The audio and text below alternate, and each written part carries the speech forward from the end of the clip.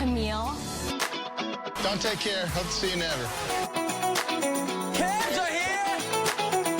Dude, stop acting like you're the number one guy in this group, man. I'm the number one guy in this group. Things are about to get murderous. Never did I ever think I would be charmed by a Texas cowboy. Here I am actually wearing my Texas shirt. I love that. But yeehaw. Save a horse, ride a cowboy. Hi, I'm Lauren. Welcome to Confessionals and Congressionals. I'm Cassie, and this week we're going to be talking about McBee Dynasty. Oh, yeah. We are excited to talk about our cowboys, our new cowboys. We're also going to be talking about Scheana's memoir. Yep. That has come out. And, well, it hasn't come out, but the articles about the memoir that have already been salacious enough that I almost feel like I don't have to read the memoir, except for I have to read the memoir, because if that's already what she's telling us, then there must be some juicy stuff in there. This better not be like the best of it, because I've fallen for this before. Yeah. So true. Yeah. And more in the world of celebrity pop culture and influencers today. Yeah. So let's get into it. Cass, how are you today? I am not my best today. So a couple things happened this week that I just don't feel my best. The first is that the woman who normally does my 11-line Botox was out this week, and a different tech saw me, and she convinced me that not only do I need my 11 lines, but I had these 2 wrinkles in my forehead I should work on. And I told you before I went that I would not be talked into anything else. Yeah, you were very confident. I was very confident. Yeah. It all went to shit. And I let her do it. And now I feel like I have resting bitch face. Like, I am lifting my eyebrows as high as I possibly can right this second. This is all that happened. And nothing's happening. Yeah, your face is exactly the same. And I told you that you got the Lala Kent treatment. Yes. Yeah. Yes. So, and I also told you that I would have never noticed until you said something. And now, like, that you've pointed it out, I can see what you mean. But, like, I wouldn't have been like, oh, my God, she looks weird this week. What's going on? I know. It's really, I'm, you know what? It goes away. It's not filler. It'll be fine. Yeah. And when I scheduled for my next one, because I only go like once every 5 months, and they always have me scheduled before I leave. And before I left, they scheduled me with the tech that I saw this time. And I've already called and said, cancel that. Put me with the chick from before. Yeah. She never makes me feel bad. I'm always like, I have very deep 11 lines. So does my 7-year-old daughter. We were born that way. But it's the only thing I want done. I don't want anything else. And then the other thing is that I've been in a leadership role at my job for 5 or 6 years. And I decided to step down from it. And this is something I've been considering, I don't know, for probably a year. And talking to you about for a while. And it takes such a set down of ego to decide this is not what I want to do anymore. Yeah. And I think it's for you, there's been a lot of interpersonal difficulties that just adds to the stress of your life. And your life is stressful enough. You have enough going on. And we've been putting a lot of time and effort into this podcast. And it seems like there at some point something had to give. Yeah. And even before we did this, I just, my husband and I were talking about this and just saying I spend more evenings upset over the role that I'm in, talking with him about this upset me today, this hurt my feelings today, this didn't feel good today. And it's hard. It's really hard when you work really, really hard for something that you think you really wanted. And then you get it, and you're just like fighting to hang on because you told yourself it was the thing you wanted. Yeah. And it's like, this doesn't feel how I thought it was going to feel. Right. Right. I was happier before I like proved to myself I could get this. Yeah. And it's a very weird feeling. But I do think ultimately it will be the best. But for today, I am processing. I am feeling probably better than Jax is. So there's that.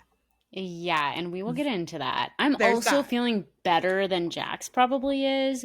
However, also having kind of an off week, and I've been experimenting with some new ADHD medicines, and it's come with a roller coaster of bad vibes. Yeah, you were saying like you've noticed that like you just can't like one bad thing happens Yeah, and you just spiral like out of can't control. can't kick it. Because we yesterday you were texting and it was like you were like, "Oh, but then this. Oh, but then Yeah. this.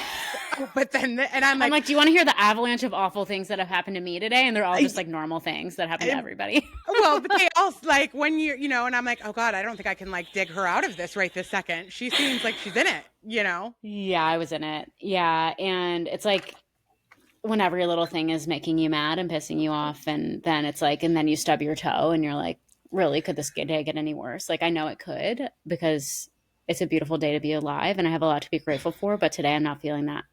Yes. I saw Yeah.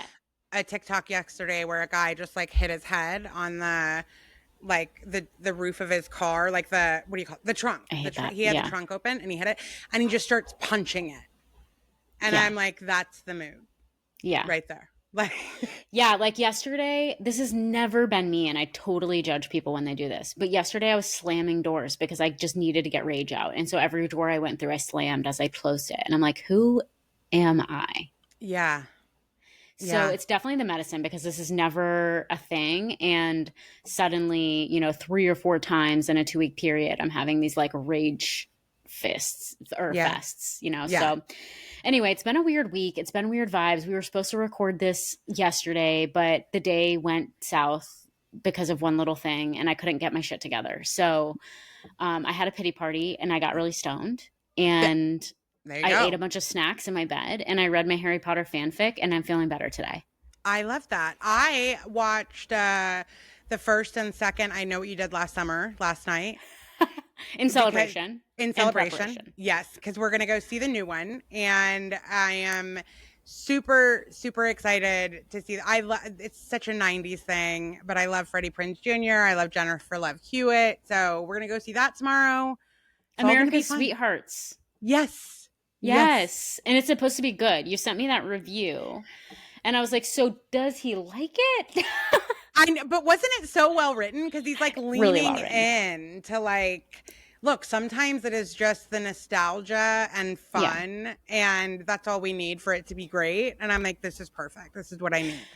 Yeah, and I never saw the Mean Girls musical, but I feel like that's what the Mean Girls musical was supposed to be. It's like it's gonna be campy, it's gonna be a little silly, but like it's still fun. But I feel like that's not actually the vibe it gave. No, I think it is. I think like Okay. that is like what the hope is. It's like we're gonna make references and have those moments where you're, like I thought the review was so well done when they were like, you choose to do the wrong thing in horror movies. And in this one, we're just going to lean into that fact that they could have chosen 100 other things and it would have been fine. Right. So, yeah. So I'm very excited. We're going to go see that tomorrow night. And I think it'll be fun. I think it'll be light and fun. And who doesn't love a good slasher film? Yeah, I've never seen any of those movies. Well, you're So like I didn't really 5. get the article that you sent me. Like, I'm not going to get the things, but maybe I should go back and watch them. I've just never been into it. I thought it was like truly a scary movie, but it's not actually scary. Well, It's, like, I mean, silly. sure, it has jump scares, right? Like it's a slasher film, so it has jump scares, but it's not like, when I think of scary, I'm thinking like Texas Chainsaw Massacre or Strangers, like real. Yeah. Yeah, right? I don't like those. Right. This is like, yes, it's going to have jump scares. Yes, but there's enough fun in it that it's like Scream. Did you see Scream? No, see, I didn't see any of those. I actually, now that you're saying that, I thought that those were the same movie. So I don't even know the difference between these two movies. Oh my God. So Scream, first of all, just as a writer, like I love the people that did these films. So Scream came out first and just blew up, which was unheard of for a scary movie back in the 90s. And so they kind of just worked off of that to do I Know What You Did Last Summer. It was going to be the same kind of vibe. Sure enough, everybody loved it. And so we got these. And so Scream has done these requels, as they call it. Scream is great because it's one of these scary movies that is very meta and makes fun of itself and makes fun of scary movies. And I think I Know What You Did Last Summer does the same kind of thing with like urban legends and, you know, the guy with the hook and all those things that were supposed to stop us from having premarital sex and doing drugs, right? Like that was the idea behind all those urban legends. Like it leans into that. And boy, did it fail. Yes, it did. Yes, it did. So yeah, go see it. I want to see what everybody thinks. I'm excited. I think it's going to be great for what it's meant to be. Great. Well, I'm excited to hear how it is. And when Zach and I ever get out of the house in about 4 to 5 years, when we are able to go out for a date night, we'll go see it. Yeah, or next weekend. I want to see the new Batman movie. Because the There's guy's a new hot. Batman movie? Not Batman. Whatever the other guy is. Superman. Yep, that's the same. That's the same. I saw the preview for that and I said, that guy's hot. I'll go see that. I could see that.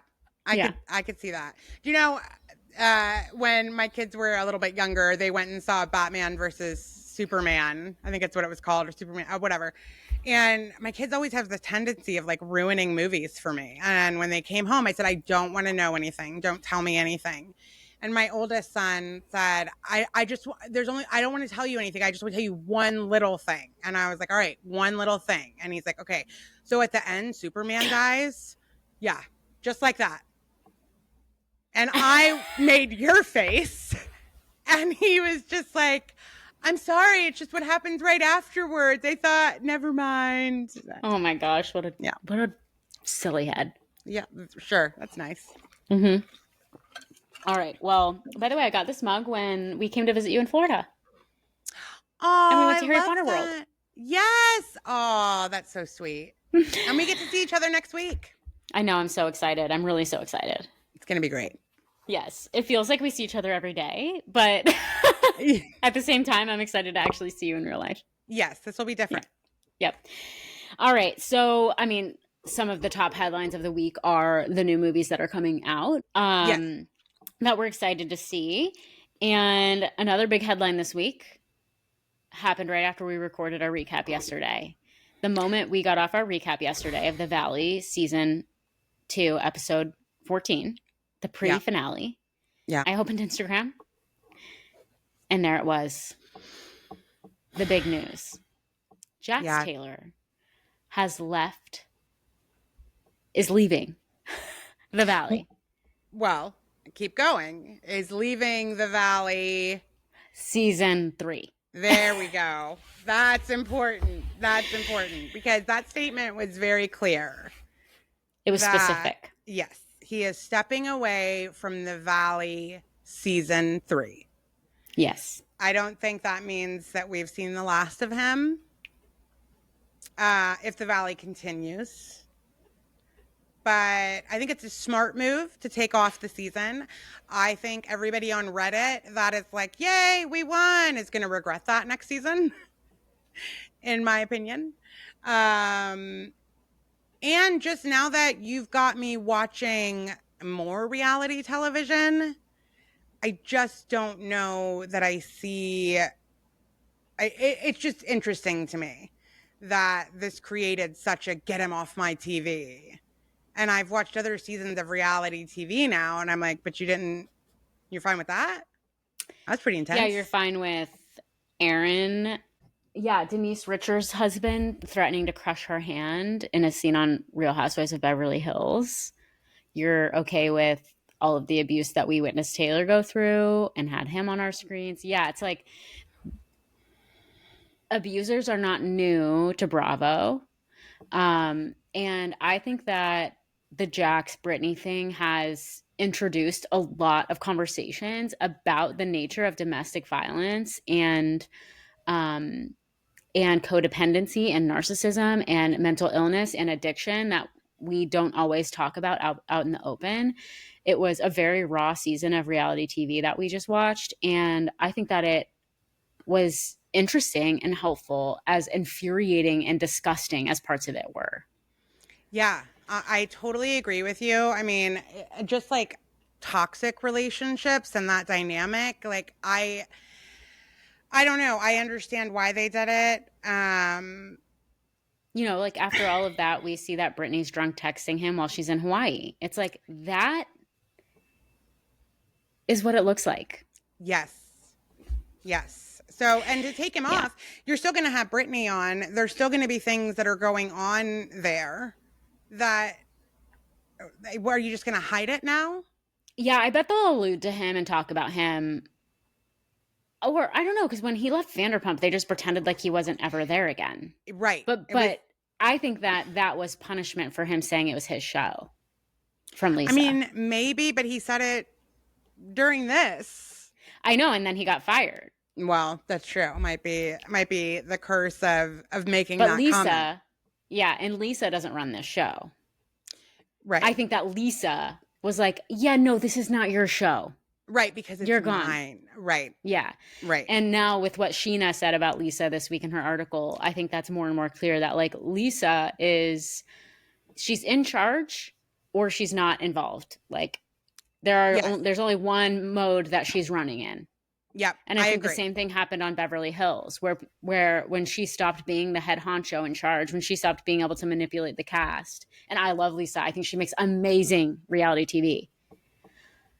But I think that's when she left, when she was like, oh, I'm losing my power stance here.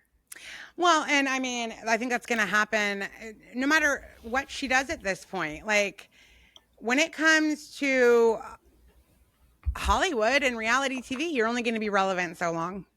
Yeah. You know? Yeah. So yeah, I don't know. I don't know that this was the right decision. I understand why they did it, but I worry about the future of the Valley. And so you're saying they did it, which means that you do think that Bravo forced his hand. Yeah, I do. I would love to believe that Jax Taylor sat down, reflected, and thought, I should take a season off and focus on my sobriety and my mental health. I just have a feeling it was much more like, look, if you leave for next season, you know, we've got fans in an uproar on Reddit, whatever. If you take a season and you really reflect, then we might be able to bring you back in season 4. But if you don't leave now quietly, then I don't know that we can ever get you back. I have a feeling that was more the conversation. And I'm a little disappointed that I just think the squeaky wheel always gets the grease, right? And I don't know that there were that many people that angry about Jax Taylor being on their screen. Yeah, I don't know. I mean, it's like I saw people on Instagram, on Reddit, on every platform I'm on being like, stop platforming abusers. So much so that even the EP, Alex Baskin, had to say on his podcast or on some interview, like, we're not platforming abusers by showing this story. So like it was loud enough that they heard and responded appropriately. Jax's tour got canceled because nobody would come. Like, I do think that people were like, we don't want to watch this guy on our TV screens anymore. We don't want to support this. I think we're maybe in an era too right now where everybody's pissed off and they're looking for somewhere to direct their anger. I think that this is like a cultural moment that we're having. And I think maybe that's why the trolls are so bad and why like everybody is just like, where does my anger get directed? Because I have no control over what is going on in this world right now. Well, and we're going to get to that later, but I think it segues right into other things that are going on in the news that you wanted to talk about too, with like an Instagram influencer, right? Yeah. And it's like all this, like, I need a place to direct all of the shitty relationships I've been in that shouldn't have happened, and where it's just, I don't know, we're all like taking our collective trauma and trying to find outlets. Yes. Yeah, and it's like people are dysregulated. Yeah. About the things that they're seeing on TV. And Jax on his podcast last week was like, if you don't like me, if you don't like watching me on your screen, stop watching. And I'm like, honey bear, you don't understand how reality TV works. Like we hate watch you. That's part of what this is. Like he said that he genuinely thought that people liked him. That's why he kept behaving that way. He felt like people liked him. And that is such a misunderstanding of the situation, but is so Jax coded, right? I wish you could see how high my eyebrows want to raise right now. Because none of us watched Sister Wives as long as we did because we love Cody Brown. Right. That's not why we watched that show, even a tiny bit. Yeah. And it's the same with this. No, we weren't watching it because we love the way Jax behaves. It's because it's a car crash that you can't look away from. Yeah, because we see parts of them and people we know, and we want justice. We want to see them go down. Yes. Yes. So he went down. So we'll see. I think he'll return for season 4. I think it's almost guaranteed he's going to return for season 4 unless he crashes out in the next year. If he can maintain some level of sanity for the next year, I think that he'll return. What do you think?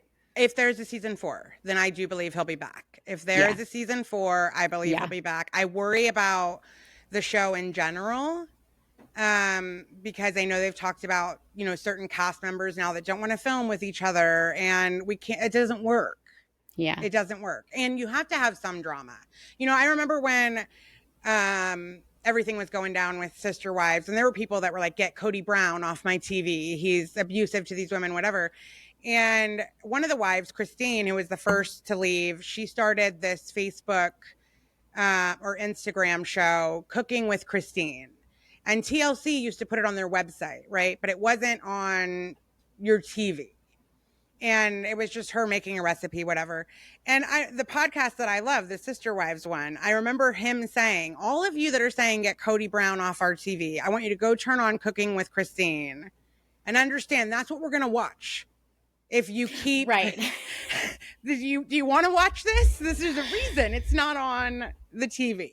Yeah, when there's not genuine drama, then there's fake drama. And that's what we see a lot of times. Like, that's why I can't stand a lot of the housewives shows, because I'm like, I'm not buying this. Whatever you guys are screaming at each other about, like, I feel like it's fake. And I feel like you guys are definitely performing for the camera in a way that some of these shows, if you catch the lightning in a bottle, like the early years of Vanderpump, this season of The Valley, like, for at least for some people, this season of The Valley, like some characters were authentic and genuine, and you know, the drama that they were going through was real to their real life. Right. Some of them are for sure performing for us, and that is clear to us. Right.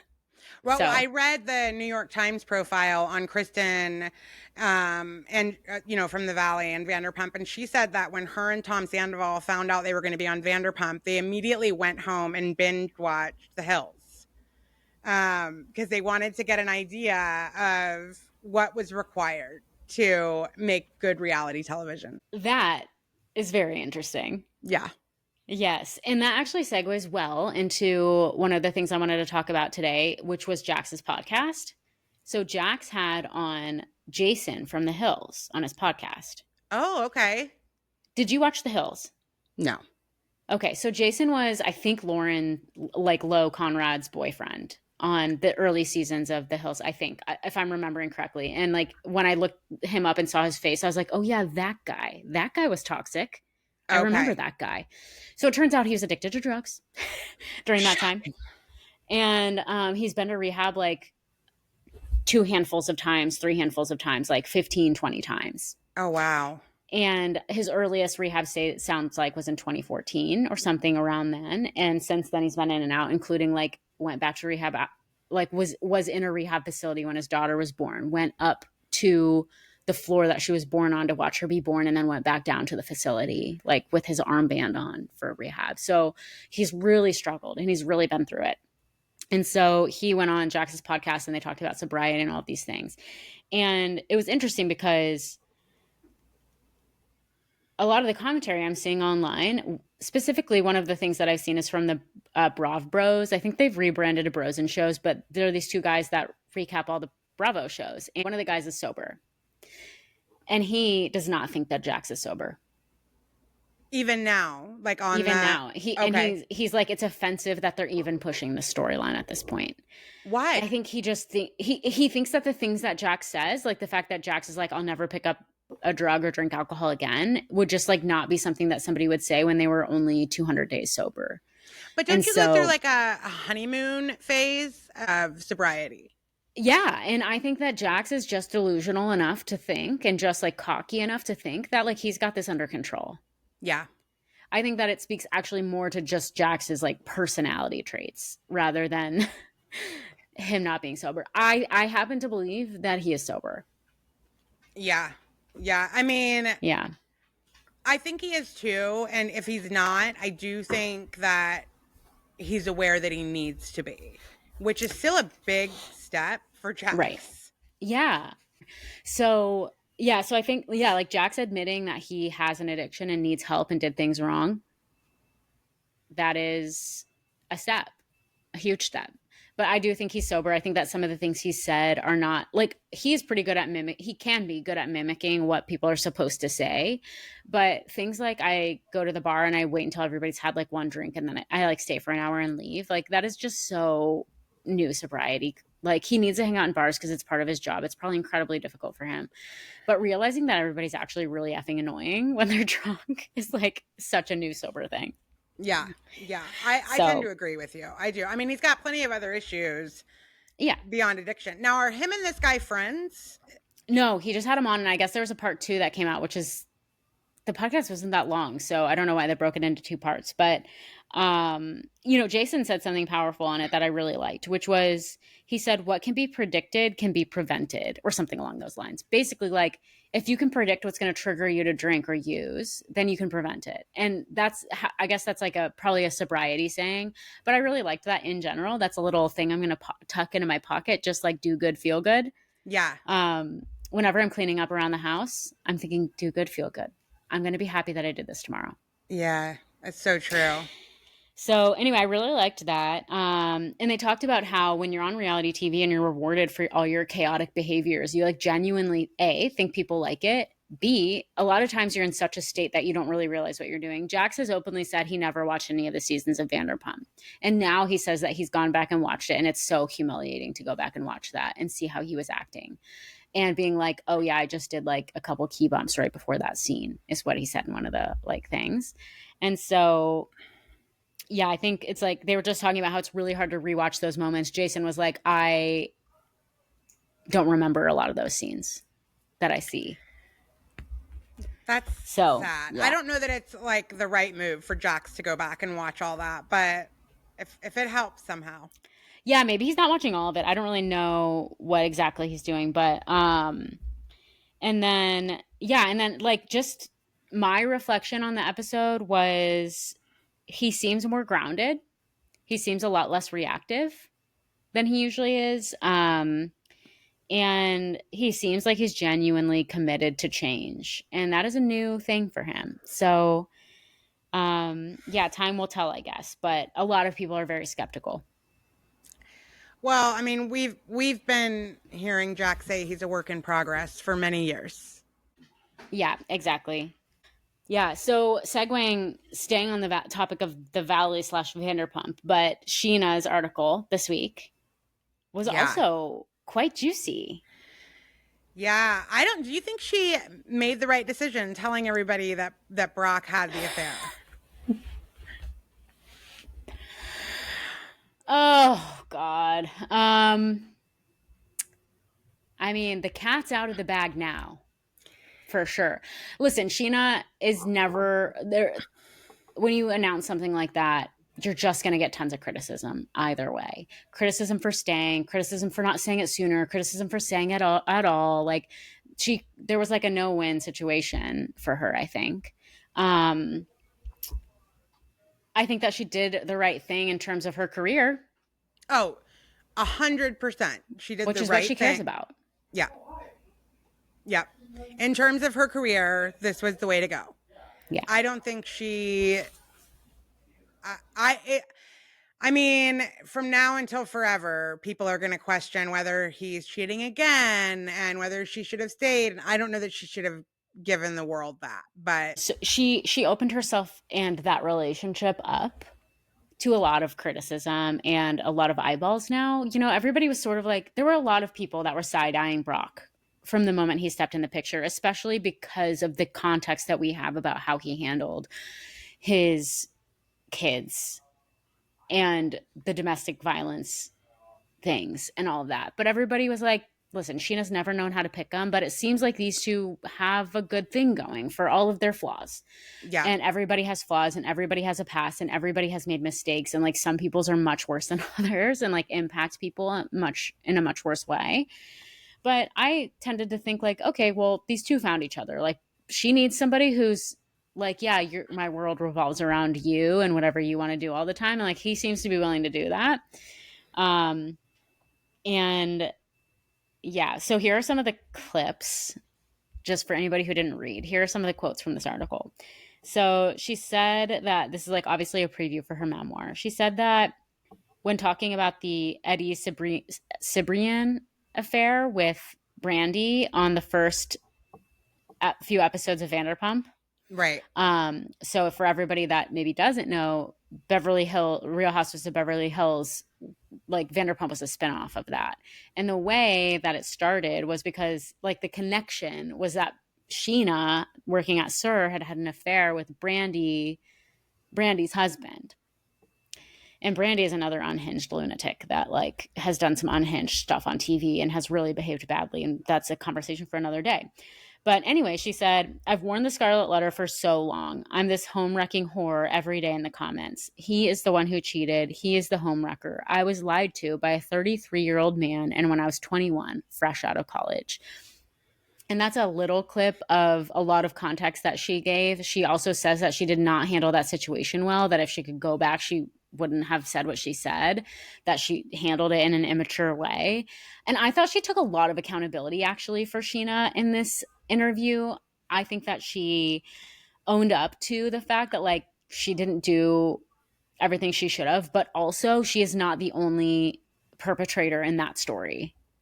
No, I totally agree. I thought that particular article, I think I even texted you and said, I think this is her best interview yet. Like I felt like there was a ton of accountability for the things that she's done, that she can now look back and say that was the wrong way for all of that to go. She was also 21. And yeah, I mean, just I can't, please God, like I'm always so grateful that we didn't have like cameras in our pockets all the time when I was growing up, you know, because I'm like, there's no way. It's so bad. Yeah. So this is a 21-year-old girl. And yeah, I had no perspective of what anything was like, what ethical rules there were amongst adults. Like I didn't understand any of that stuff. Right. And you're living in Hollywood. You're trying to become famous. It's just, no, it wasn't good. It's not a good look, but he should bear much more of the blame than she should. Yeah. And I actually was in like a kind of similar situation to that whenever, I mean, I wasn't on TV, but whenever I was in my early 20s, where I was seeing a much older guy who was my boss at a job and who lied to me and told me that they were broken up and told me that she was just jealous and told me all of these things. And I believed him. And then, you know, come to find out, like they were still living together. Right. And yeah, do I look back and think, yeah, I guess it's weird that I never went to his house. I guess it's weird that I never met any of his friends. But like in the moment, I was also like an alcoholic. I was drinking all the time. We were drinking all the time and using all the time together. And it's like, yeah, I mean, I was not in a appropriate state of mind to be making any decisions about anything really. Right. But I think back to that time and I'm like, if that would have been on TV, if the kind of behavior that I was engaging in would have been filmed, right, I would have been canceled. Yeah. Oh God, 1,000,000%. Yeah. Yeah. And Scheana made a career out of it. Yes, exactly. Yeah. And this is just a fun little fact. A couple of years later, I got a DM from somebody I got an email from him saying, hey, I'm being taken to court for sexual harassment in the workplace. Would you be willing to testify on my behalf? And I said, you've got to be fucking kidding me. Did you say that? You sexually harassed me in the workplace. I just went along with it. No, I'm not going to testify on your behalf. How could I possibly do that? Honestly, it's not going to make you look good. Yeah. Yeah. You sexted me at work while we were like sitting in the same room. Right. Oh my God. And I was your employee and you were 15 years older than me and you had a girlfriend that you lived with. Come on. What an unaware, like God. Yeah. Turns out he was a coke addict. Oh, well, there you go. All makes sense now. Yeah. Anyways, speaking of people who are spiraling out of control, Kelly Wolf Yeah. is Kelly not Wolf. doing well. No, she is not. No, she is not. So I kept trying to like rope you into this drama.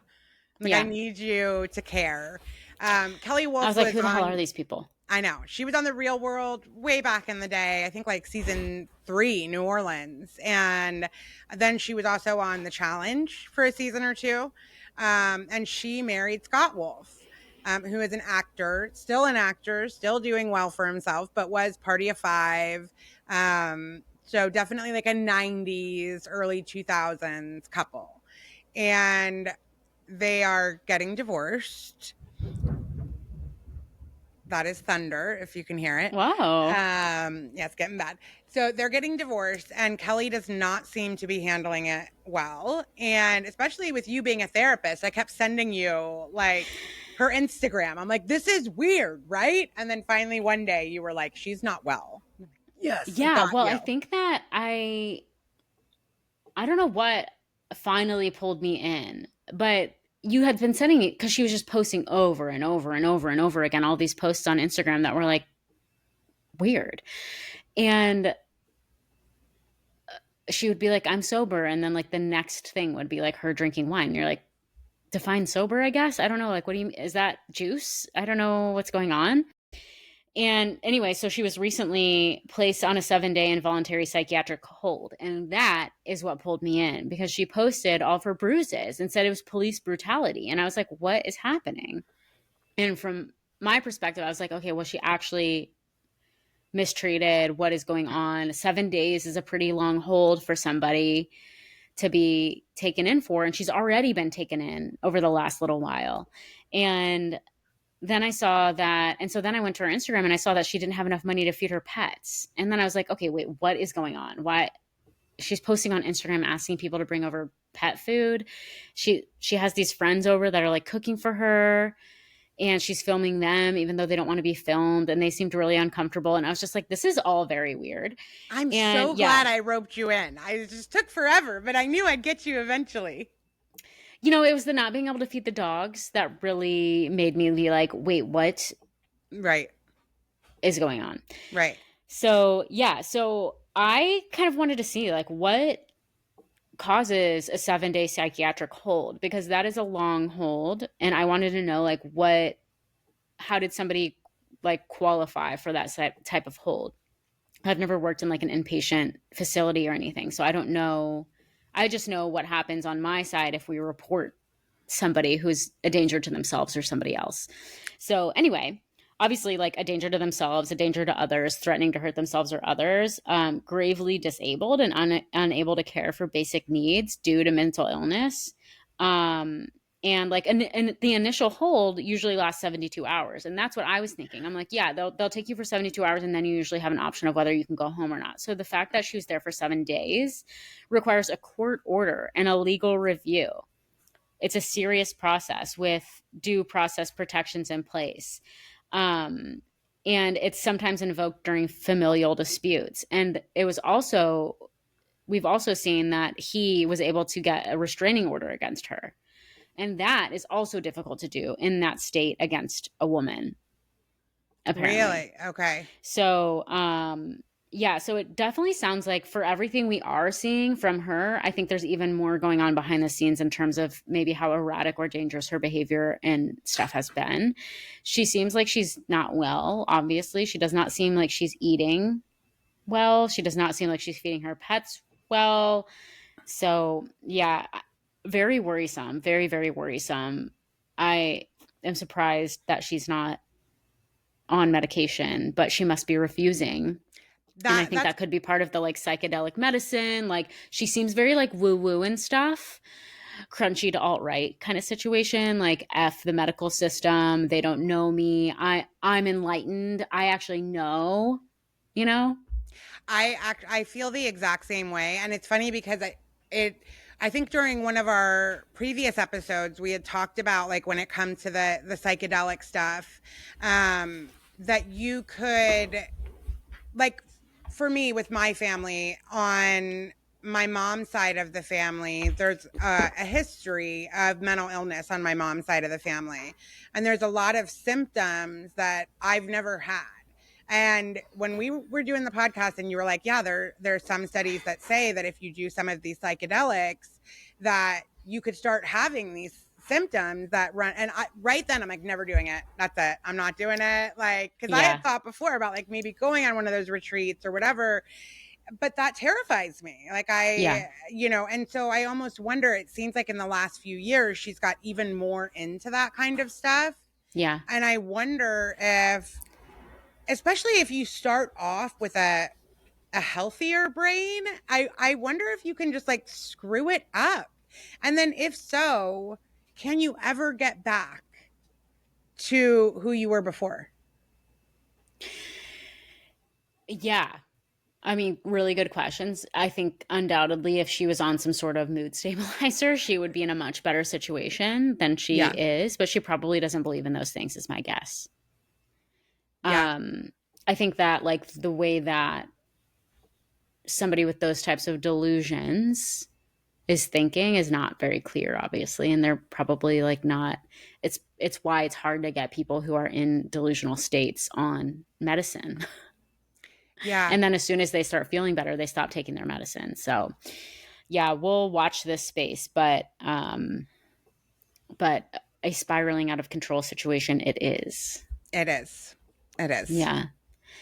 In other relatively dark news. So we're going to do one more darker story and then we're going to end on McBee, which is just fun and silly. There you go.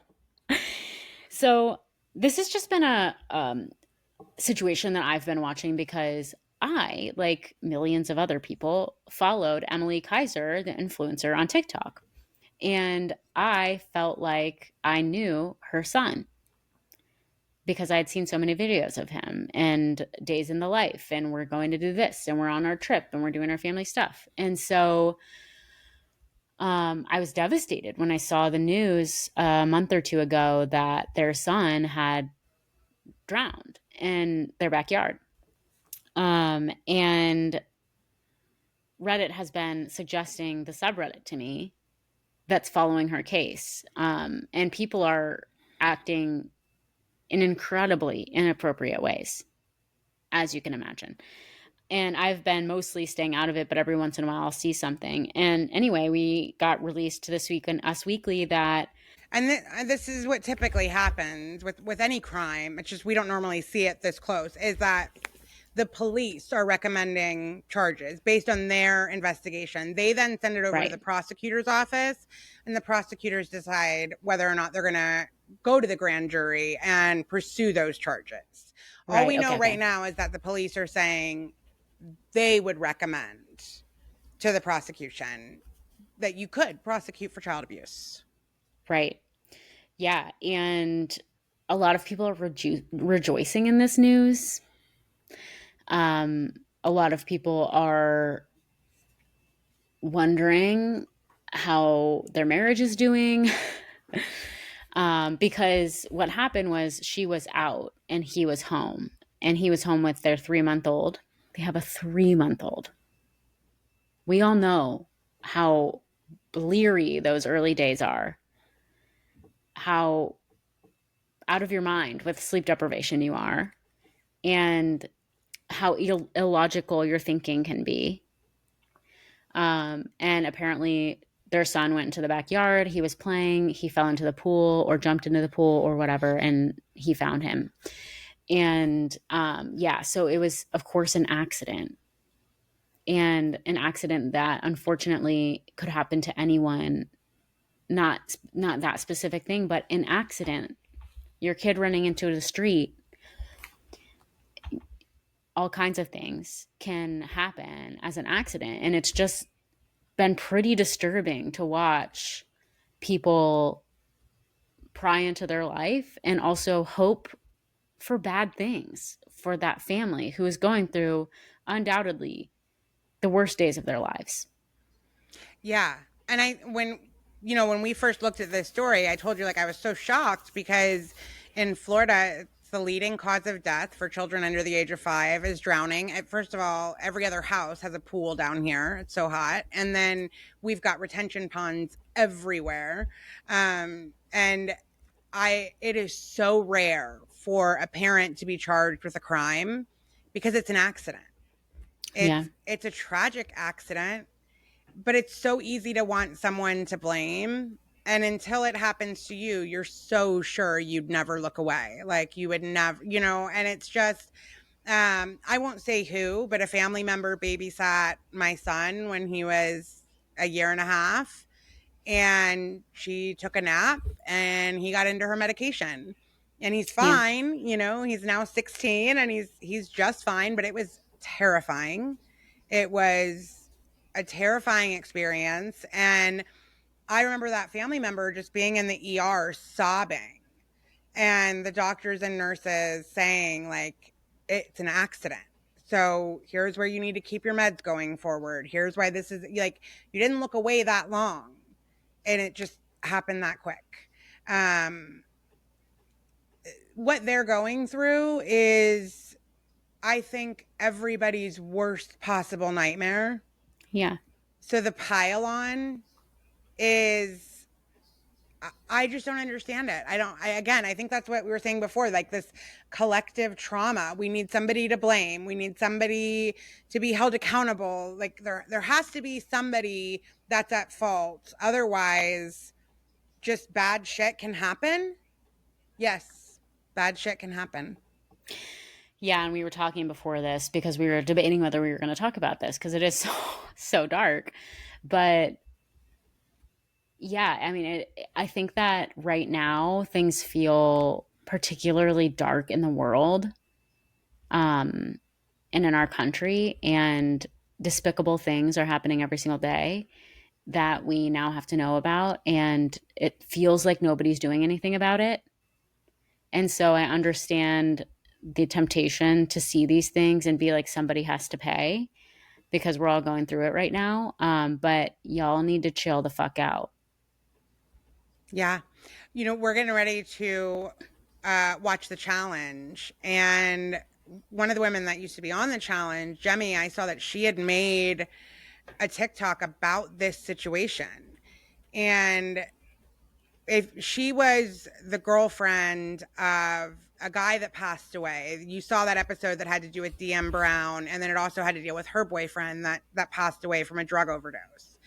And then this situation happened, and she was talking about, like, because of all the vitriol, all the ugliness that she experienced when he passed away, is why she doesn't discuss her personal life anymore on social media, and why it breaks her heart for that family, because you've chosen to share your personal life, and now people think that they almost like get a stake in it and have the right to say these things and act this way because I've been watching you, so I know you. And it's just sad.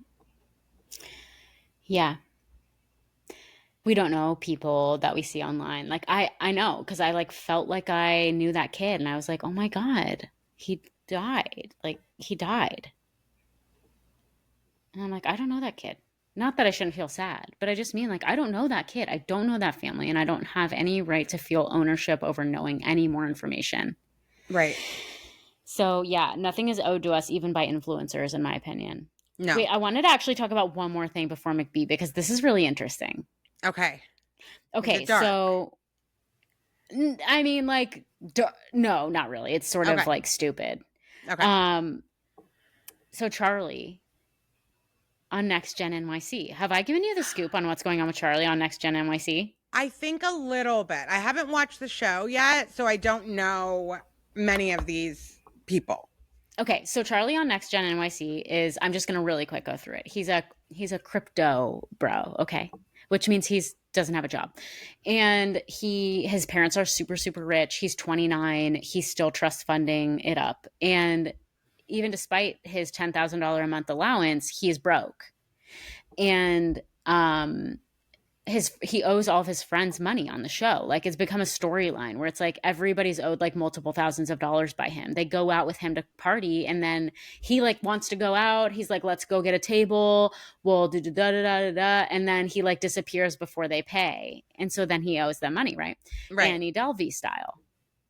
Oh, Anna Delvey. yeah. Yeah.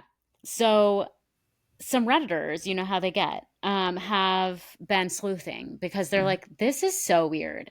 And I don't know if you remember, but there was maybe a month or two ago, there was this really bizarre case of this crypto dude getting tortured in a penthouse in New York City. Yes. And he had been held for like weeks, and he escaped, and he ran to and got the police, and they arrested the guy. Yeah, I remember that. So new Bravo reality TV star Charlie Zakor was at the scene of the crypto torture arrest, sometimes crashed at Soho House of Horrors. So when you see this is the picture. This is a little blurry, but this is the picture of the police arresting the guy in the white. Okay. That guy in the back? Yeah. That's Charlie. Oh my gosh. So on the show, he's like, yeah, there he is again. Like, this is him on the side there, watching the guy get arrested very closely. Now, is this being what you're watching right now? Is that being filmed around the time of? That is a good question. I don't know when this was filmed compared to this situation. Okay. I bet this was filmed a while ago. I bet this was filmed last summer. Okay. And the crypto thing happened about a month ago. Okay. All right. Yep. All right. So, yeah. And it turns out that like the guys, these crypto guys that were torturing him were, I think they're crypto investors. Like, that's what they call themselves. They call themselves crypto investors, which means they don't have any money. And they were torturing him for his password, his Bitcoin password.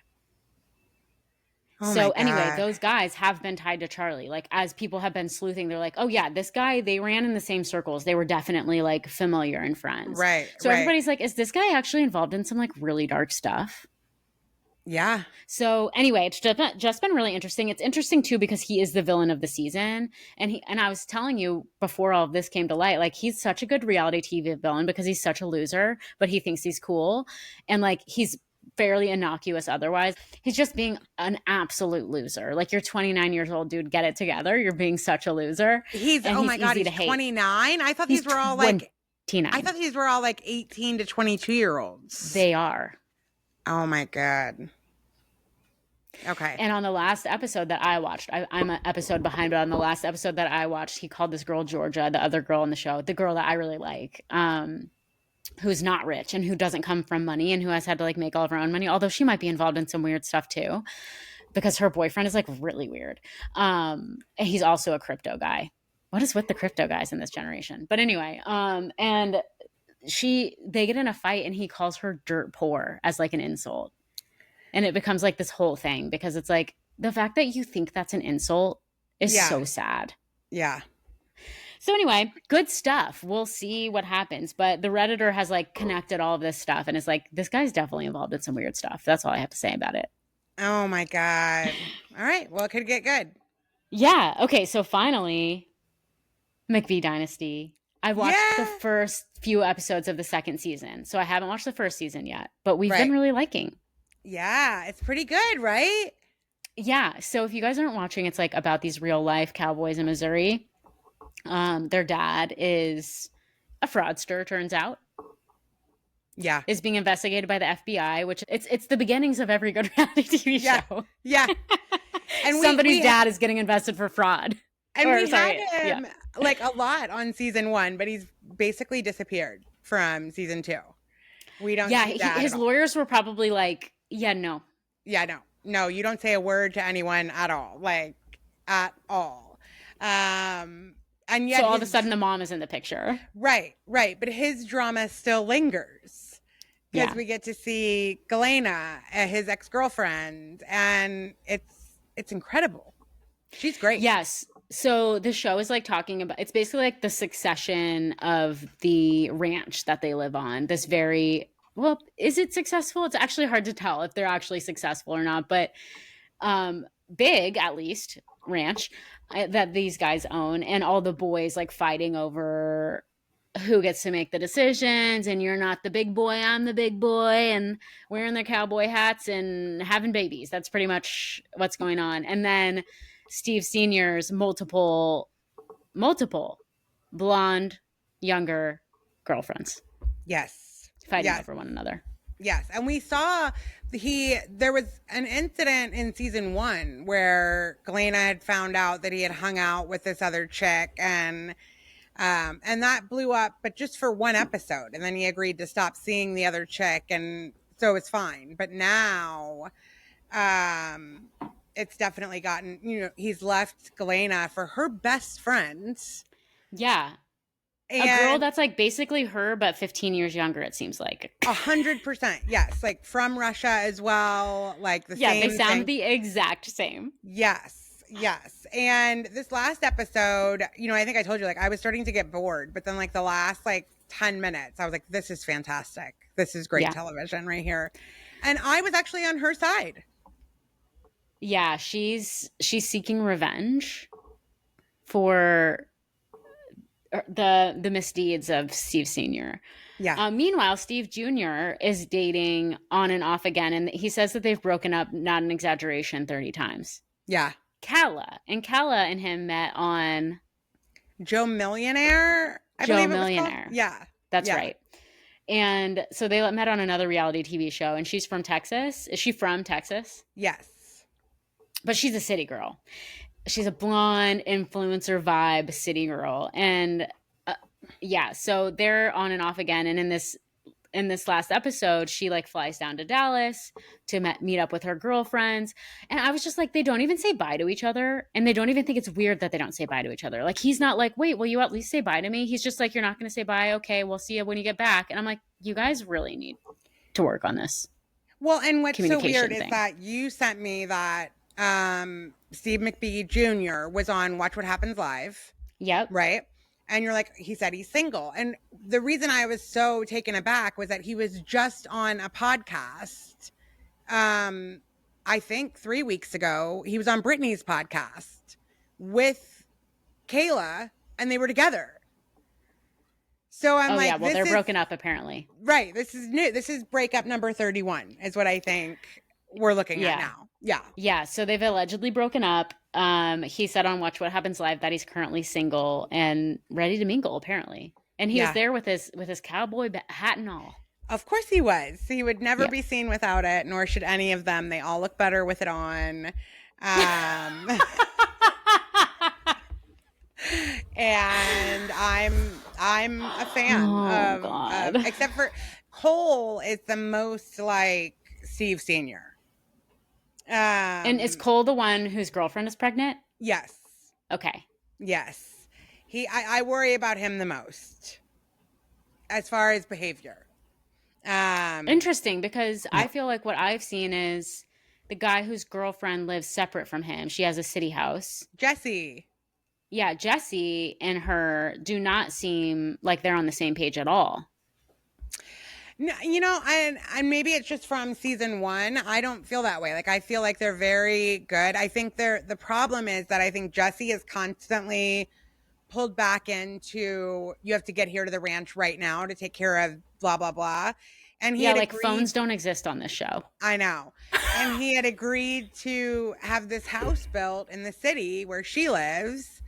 And so he's like always stuck between two worlds, it seems. But he does seem like he loves her. And that is where, like, we saw more of their relationship in season 1. They got engaged at in the finale of season 1.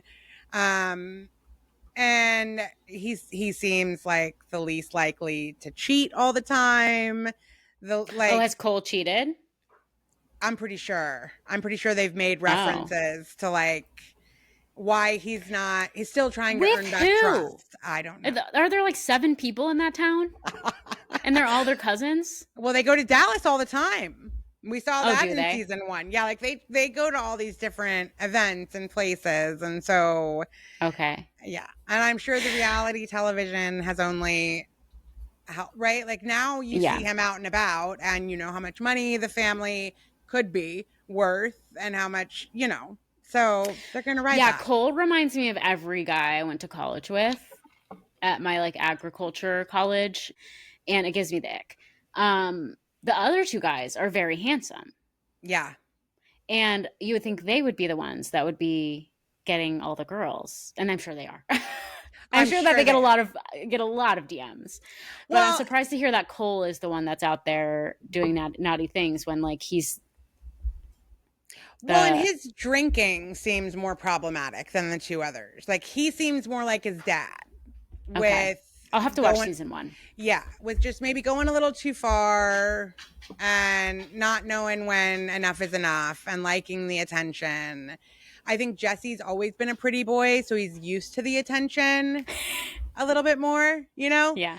Whereas Cole is like, suddenly they're now all paying attention to me. And I see. Yeah. So, yeah, and little senior is enmeshed with his mommy. Yeah. Yeah, he's going to have to cut the placenta cord soon. I know. Yeah, probably. But yeah. I'm excited to see her role. I saw in a preview that she at some point sits down with Galena and says, this is now starting. No, mom. Oh, mom sits down with Galena. Mm-hmm. Oh. And says, like, this is now starting to impact my boys. And that's a problem.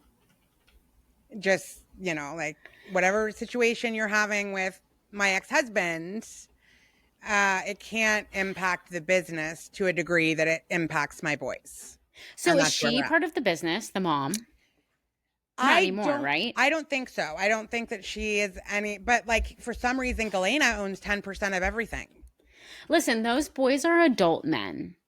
Yeah. They need to be fighting their own battles. I do not like mom getting involved. I like it for reality TV, but like as a therapist, I do not like that. Like that is a classic triangulation where it's like these are adult men. If they have issues, they should be handling it. No wonder they don't know how to manage their relationships with the women in their lives. They have no idea how to like navigate conflict and like difficult situations because mommy and daddy always do it for them. All right. Well, that's fine, but I'm still going to tell the boys' girlfriends exactly what I think when they take things through. Like I'm thinking in my mind, like there's been a time or two where I've been like, that's enough now. No, but your kids are kids. Well, sure, but 16. Like no, that's still a kid. Those boys are like getting married and having babies. That's true.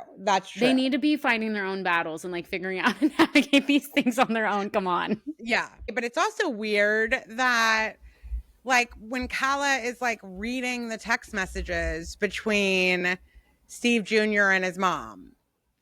Yeah, that is weird. It's also weird that he's venting to his mom. But I'm saying like I don't think that it's wrong for the son to be texting his mom. Like if he's having conflict and like wants advice or here's what's going on. Like I hope my kids feel like they can come to me.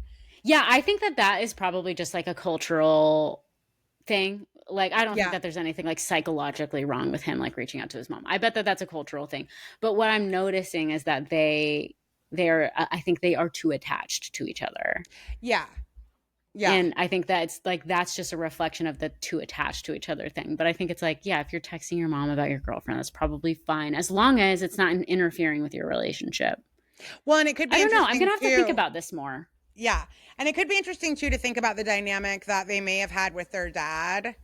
Like growing up, it's like it's not like he's going to reach out to his dad for his advice because they know that their dad is like a fuck up when it comes to relationships and everything. Right. And so maybe that is like their safe place to like, tell me if I'm wrong here. Tell me if I'm right here. This is what, so I don't know. I think I also have a weird perspective on like, and maybe this comes from just like the co-parenting stuff. It's like, I don't read any of our kids' conversations with their other parents. Like as a rule, I feel like I would not argue. Him and Kala seem like they have a very toxic relationship. I don't know if it's that they're both that way or if it brings out that in each other. Like why she's reading that. She must have had a feeling about something or whatever. It's like, who knows what's going on internally for each of them. He's very hard to read. Yeah. Oh, I totally agree with that. Yeah. Yeah. Yeah. And very distant. And like he pretends like nothing bothers him, but obviously he's bothered. Otherwise, he wouldn't be texting his mom. So maybe she's like, what is going on? He never tells me anything. Yeah. That Who could knows? be. That could definitely be. Like, I could see that. But again, like, then you got to question why you're staying. You know what I mean? Yeah. Like, if you're reading these things Oh, he's yeah. saying, and then, like, right. I Yeah. got it. You don't want to be here. I'll go. Like, Yeah. Obviously, So- this relationship is not good for either of them. no, which it's super fun to watch, though. It is. It is so fun to watch. Excited for the next episode. And Cass, with that, I think that wraps our episode today.